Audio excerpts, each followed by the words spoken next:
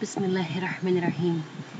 I said I was going to start making videos about my life here in Egypt, so this is an attempt of me doing that. This is me recording during my birthday. And alhamdulillah, I'm very happy to be back in Egypt, and this is the street where I live on. This is my niece Lulu that I've talked about to a lot of people who I used to spend a lot of time with, babysitting.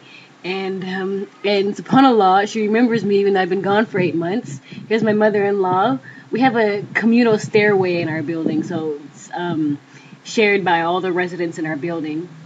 And this is one of the residents now coming down the stairs who lives on one of the levels of our building. It's common in Egypt to have these kind of family buildings where it's mostly people of the same family in the building, aunts, uncles, brothers, sisters, everyone having their own apartment. But not everyone in our building is relative, so it's just mostly a family building. And family owned too. And here on the street, we have people who just come around and sell things. This man is selling cotton candy. As you can see, the streets are pretty narrow, and there's not much space in between each building, so you don't really see a lot of trees or grass or any of that.